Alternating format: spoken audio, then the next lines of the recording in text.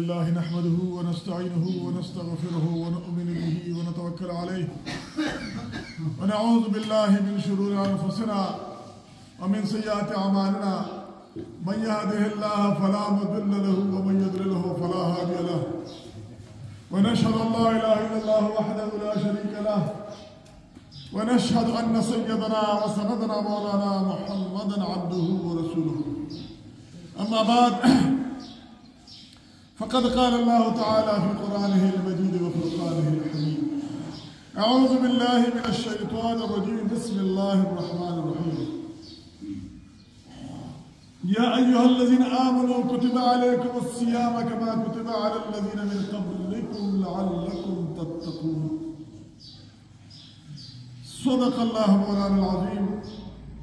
وقال الله تبارك وتعالى في شان حبيبه إن الله وملائكته يصلون على النبي يا أيها الذين آمنوا صلوا عليه وسلموا تسليما اللهم صل وبارك وسلم على محمد وعلى آل محمد كما صليت وباركت وسلمت على إبراهيم وعلى آل إبراهيم إنك حميد مجيد هو الحبيب الذي ترجى شفاعته لكل حال من الأحوال مقتهم محمد سيد الكونين والثقلين والفريقين من عرب ومن عجم نبي الآمر النهي فلا حد بر في قول لا منه لا نعم يا أكرم الخلق ما لي من ألوذ به سواك عند حلول الحادث العممي ومن تكن برسول الله نصرته أن تلقه الأسد في أجامها تجمي جاءت لدعوته الأشجار ساجدة تمشي إليه على ساق بلا قدم يا رب صل وسلم دائما أبدا على حبيبك خير الخلق كلهم عزت مندو خلي باكر سرد ما بخوك إيمان خوشالك الله دي زمانك أستاذ آخر خاتمة بالإيمان کی اللہ بقرآن کی فرمائی کتب علیکم الصیام کما کتب علی الذین من قبلکم اے ایمان والو بتا سبحانے اللہ ایمان روجی فرض کری دی لیکن سنگا چی پتی رشم امتونو بادی فرض ہے اور رجود فرضیت مقصد ہم اللہ خود لے دی دا روجه ولی فرض دی دی روجو نتیجه بسوی چې تاسو روجه ونیسئ دی نتیجه بسوی دی مقصد بسوی چې تاسو کې تقوا راشي عزتمندو په دې خپل ګریوان کې سر ښکته کې او خپل ځان سره سوچو کې آیا زمونږ په دې روجو باندې زمونږ کې تقوا راځي څومره تقوا مونږ کې راشي تقوا څه ته وایي تقوا پیژنه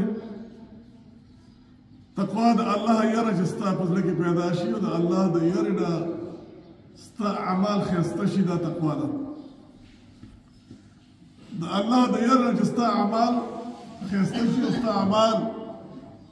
نیک شي او ته نیکوکار شي دا تقوا ده چې ستا په هر لمحه کې د الله یاد په زړه کې وي دا تقوا ده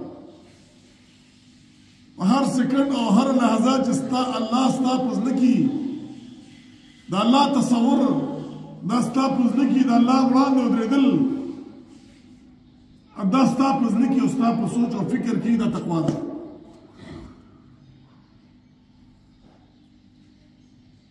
آیا د موضوع سره زموږ زړه کې دا سوچ راځي د تصور ممکن راځي زموږ د روژو نه مخکې موږ څنګه یو او په رمضان کې څنګه د رمضان وروسته موږ څنګه یو که تاسو تقوا دې ته وایئ چې یاره موږ تراویح کوو نو موږ متقیان شو نو دا تقوا نه ده که تاسو تقوا دې ته وایئ چې دا څنګه مراویده ختمونه کوئ موږ او تاسو دا خو تقوا نه ده که تاسو تقوا دې ته وایئ چې زه سهار د وخت د ماښام په ورځنو اوبس کې مونه خوراک کومه دا خو تقوا نه ده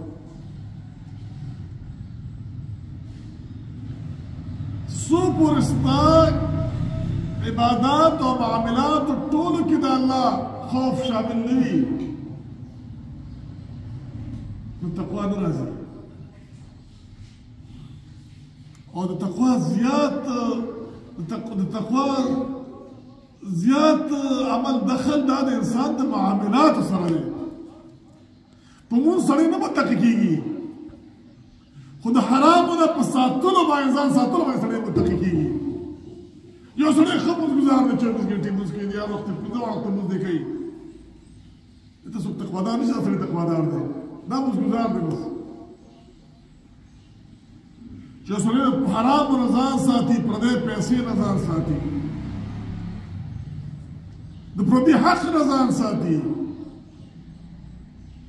او د حق یوازې د پیسې نه دی دا د عزت هم د مسلمان عزت هم په مسلمان باندې حرام دی د مسلمان مال په مسلمان باندې حرام دی نو خولې پورې تا سپې تړلې تا نه هر یو مسلمان ته بېعزتي کې هر یو مسلمان ته دغه بې حرمتي کې یو مسلمان ته خفه کې یو مسلمان دغه غیبت کې یو مسلمان ته دوکه ورکې او ته زما روژه ده او زه متقیمه تقوا به تا کې هغې راځي چې ته د پردي حق نه ځان وساتې ستا معاملات نه سم شوي نه ته متقي نه په منځونو باندې سړی نه متقي کېږي په روژه سړی نه متقي کېږي چې هلکه ته روژه نیولې ده سهار نه د ماښام پورې او ماښام یې په حرام باندې ماته یو دی متقي شو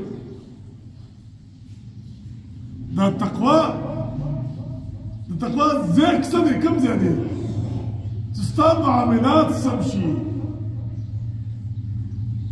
دا مونځ الله چې وایي که نه د مانځه نتیجه څه ده ان الصلاة تنهى عن الفحشاء والمنکر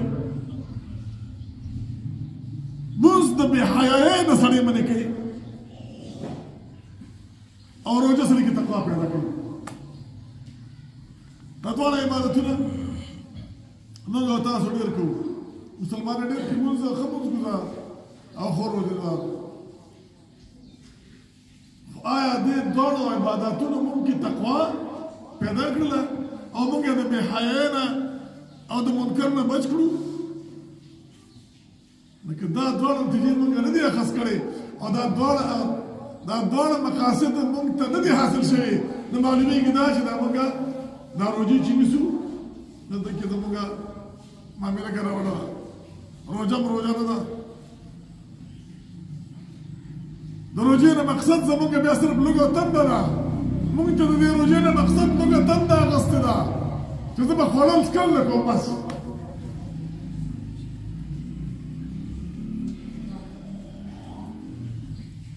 دغه رنګې د مانځه نه مراد موږ دغه قصې چې لکه تکبیر الله ته ځان ورسوه او تکبیر الله کې شامل شه او بس الله اکبر په ډوبې سب کې ودرېږه او بیا بس سپلی په پښو که او زه په بازار کې په کاروبار کې په لینډین کې چې څونه حرام وي توم دی هغه خیر دی بس هغه د بل مانځه پورې بیا معاف کېږي که دغه نیته وي او دغه زموږ مونځ وي هغه مونځ ښه مونږ بیا په جومات کې به وي لا په مانځه کې به یو موبایل هم په جیب کې او هغه د فحاشۍ نه او د بې حیا نه ډک وکړي او بیا چې د هغې نه مونځ نه سیږه سلام وګرځو د لا بار نه وتلی چې هغه په هغه اعمالو باندې بیا شروع وکړو دې زه منظمه نه کړم د دې څیزونو دا مونځ زما مونځ شو شپېته کاله به مونځونه وکړل او زه د بې حیا نه منع نه شوم او زه د فحاشۍ نه منع نه شوم نو بیا ما د ګریوان کې سوچ کول پکار دي دا مونځونه مې وکړل چې دې زه د بې حیا نه او د منکر نه د ناروا نه منع نه کړم آیا دا ولې الله قرآن کې سبا الفاظ کوي خدای په خو دروغ نه وي نعوذ بالله خدای په خو ګپ نه لګي نعوذ بالله معامله ما کې زما د مونځ نه دی زه خپل ټول عمر مونځونه وکړل او روژې ونیولې خو نن د مانځه مقصد حاصل شو نن د روژو نیت کې فتور دی زموږ مسله په نیت کې ده زموږ اراده او قصد دغه نه دی چې زه د بې حیا نه منې شم زموږ اراده او قصد دا دی چې دا مونځ کوم چې زه د منکر نه د ناروا نه منې شم الله ځکه وایي اقیموا الصلاة مونځ قایم کړه نو مونځ کول نه دي مونځ قایمول دي او مونځ به هغې قایمېږي چې د مانځه اثر ستا په 24 ګنټې په معاملاتو کې ستا موجود وي ستا د مانځه اثر موجود وي چې یاره زه الله ته ودرېږم اوس به بیا دې نه پس ما الله دې نه مخکې به الله ته ولاړم او الله سره ما دا معاهده کوله ایاک نعبد و ایاک نستعین یا الله زه ستا عبادت کوم خدایه تا نه امداد غواړم دا ما الله سره په مانځه کې دا خبره کړې ده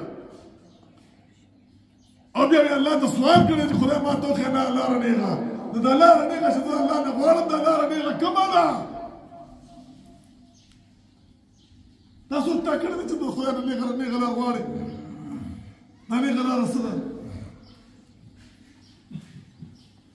ته به دا نیغه لاره د جومات ته راځه لمونځ کوه بیا ځه دا نیغه بازار معاملات کاروبار زموږ ټول صفر معاملات ته چې زموږ کافر وګوري نه مسلمانېږي یا خو صحابو چې د هغې معاملاتو ته د هغې کردار ته به کافر وکتو یاره دا څومره ښکلي خلک دي دا څومره ښکلي کار کوي دا کره دي کره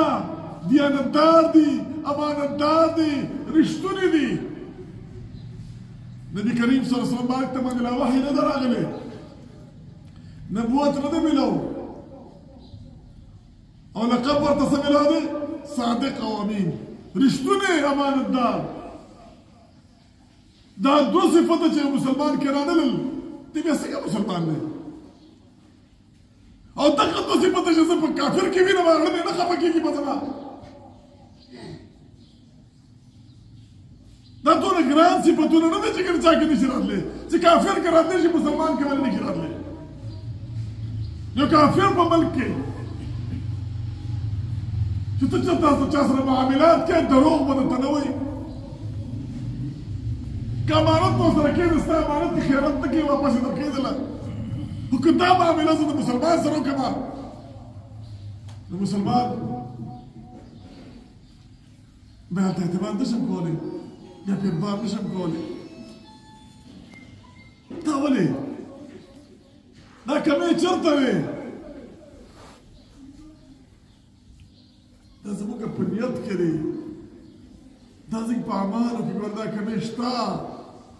چې موږ مونځ سره د مانځه لپاره کوو چې مونځ فرض دی بس او الله وایي نه که نه مونځ چې دی ان الصلاة تنهى عن الفحشاء والمنکر مونځ به تا د بېحیایۍ نه د نارواوو نه منې کوي دا څوک زموږ نشته دی نه موږ په مانځه پوهېږو چې موږ د مانځه کې موږ خدای ته څه وایو ایاک نعبد و ایاک نستعین خدای زه ستا عبادت کوم زه بندګي نه کوم او زه ستا نه امداد غواړم خدایه د بل چا نه امداد نه غواړم دا عقیده زموږ په زړه کې راسخه نه ده دا زموږ په سوچ کې موجود نه ده دا زموږ په اعمالو کې موجود نه ده صرف په ژبه باندې وایو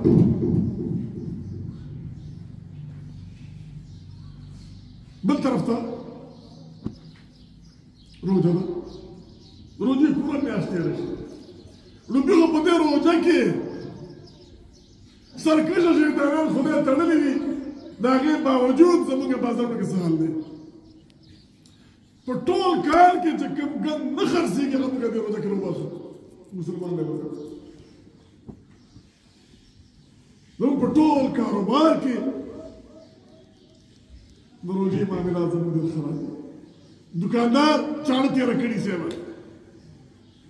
لاشه په هندوستان کې د هندوانو وطن دی هلته سیل لګي په رمضان کې په امریکا او برطانیه کې په روژه کې ما په خپلو سترګو په دوکانونو کې کتلي دي رمضان آفر او هلته کې هغه بوجه به د خوراک څومره څیزونه چې په هغې به آفر لګېدلی وي دا د روژه ده د روژې میاشت دی مسلمانان یې وړي نو په هر یو څیز باندې آفر لګېدلی دا د دې روجو ګوتې او د روجو داسې یو 15 کیلو وه غالبا یا به 10 کیلو وه په هغې باندې لیکلي 10 پونډ د هغې قیمت لیکلي buy one or get one free یو واخله یو ورسره مفته والی دا په آفر لګېدلی یعنې هغه بوجه به تا ته په 15 ریاله په 15 پونډه ملاوېدله عام قیمت د هغې 10 پونډه دغه رنګې په خجورو دغه رنګې په دالو په هر یو څیز باندې نیم په نیمه قیمت د هغې رقم کړی د یهودو د نصارو چې موږ خپلو تاسو ته خیرې کړو خدای ته به یې کړي نه الله خو د اسمان نه ګوري کنه ته ګوري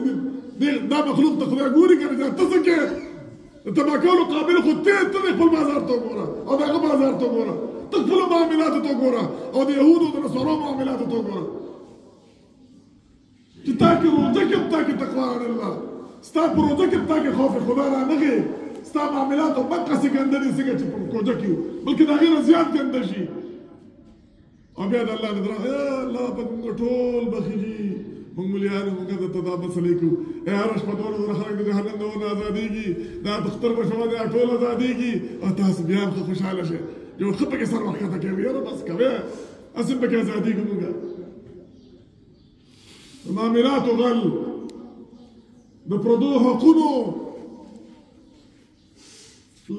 مجرم چې دی چې د پردې حق په غاړه کي هغه نه په روزه کې معاف کېږي او نه په ليلة القدر په شپه معاف کېږي نه په خانه کعبه کې معاف کېږي نه په حجر اسود سره معاف کېږي نه په ملتزم کې معاف کېږي چې پردې حق په غاړه کې په یو ځای کې نه معاف کېږي که د ليلة القدر شپه درباندې راغله هم چې پردې حق په غاړه کې نه معاف کېږي حقوق نه ځان وساتئ پردو دا رمضان مبارک میاشت ده نبی علیہ السلام مبارک ډېر زیات سخي و نبی علیہ السلام مبارک ډېر زیات سخي و حدیث مبارک کې راځي خو رمضان کې به د هغې سخاوت اسمان ته رسېده په پیک باندې به رمضان کې به هغې ډېر زیات سخي و بیا سخاوت اختیار کړئ ورکړه د خپل د جماعت درستخان په ځای د خپل ګاونډي درستخان ته وګوره هغه د هغه درستخان ښایسته کړه کوشش دا کوه چې حرامو نه ځان وساته د پردي مال نه په دې روژه ټول 11 میاشتې دا حرام وکړي په دې روژه کې ځان وساته دا ټریننګ به تا ته هسې چې دا ټریننګ دی دا یو میاشت چې ته به لږه تنده په ځان تېره کړې خو حرام به نه خورې دا ټریننګ دی چې دا ټریننګ ستا بیا را روان یې 11 میاشتې ستا په کار راشي داسې ټریننګ حاصل کړې په دې روژه کې دا نه چې د حرام او حلالو تمیز در کې نشته دی روژه ماتي دپاره د حرام راوړې به درستخان خپل برابر یې دا روژه چې ده دا د تقوا لپاره ده د تقوا میاشت ده الله دې موږ ته ټول تقوا دار کړي چې دې کوم مقصد دی بنیادي چې الله فرمایي یا الذین آمنوا كتب عليكم الصيام اي ایمانونه په تاسو باندې روزه فرض کړل کما كتب على الذين من قبلكم لکه څنګه چې رسوم متنو باندې لعلكم تتقون چې تاسو تقوا دار شئ الله دې موږ ته تقوا دار کړي اللهم سهل يا الهي علينا كل خير